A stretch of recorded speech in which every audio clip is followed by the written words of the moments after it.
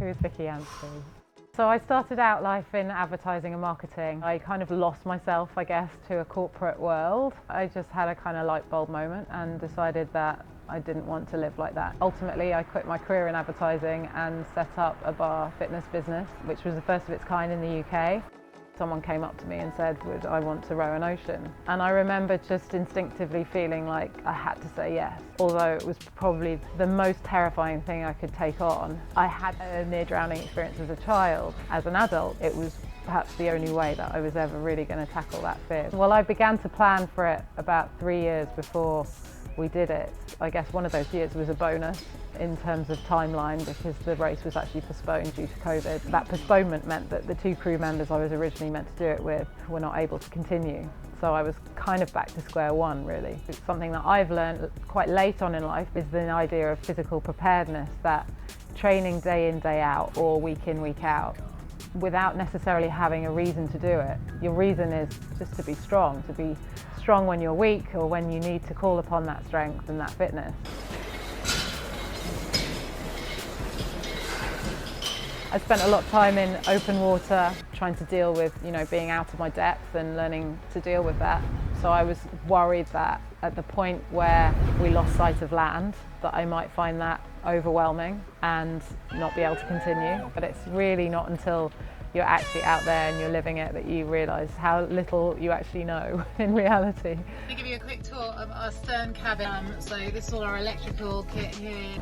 We went out with lots of bravado. I kind of thought we'd smash it and we'd beat the record with days to spare. The reality was we got out there and on the first night we ended up on our parachute anchor because we couldn't work out our navigation. Added to that, I had terrible seasickness. That lasted for about 20 days. Oftentimes even water I'd bring back up. We prepared 60 days of snacks, which were like all our favourite stuff, so it could be anything you wanted, like chocolate, nuts, whatever, and I couldn't even eat those. Managing all of those things together, it meant the first few days were really, really tough, and the weather was really, really tough as well. I do think you need to have a certain amount of confidence going into something like that. I mean, your average person doesn't take on an ocean row with no prior experience. Certainly for me, it really humbled me. It kind of made us realise we had to just dig in and we had to kind of keep level heads and we had to work it out. We continue to have really challenging It kind of really went up and down in terms of, yeah, we can get this record and no, it's out of our grasp. That was quite difficult to kind of manage mentally. Disappointment of thinking that we'd lost it. We really pulled together as a team when we thought it was again within our grasp. We just got our heads down and chased it down. So my hands were probably the worst part of my body, just from holding onto the oars and pulling so hard. That kind of really took its toll, and then of course the sea salt, and that was horrible. And so you'd kind of come off a rest shift and prepare to get back on the oars, and you literally for 20 or so strokes, you weren't able to even grip it very hard at all. To step off a boat that I'd been on with 2 other people into, crowds of people welcoming us back. An amazing experience, but also just hugely overwhelming. I was really weak and could barely walk because you come off the sea and you get kind of land sickness, and yeah, I'd lost 15 kilos in weight, so that was about 20% of my body weight. Severely dehydrated, massively sleep deprived, of course. So I got all of those things and ate everything I wanted to eat, which was the most fun part of it.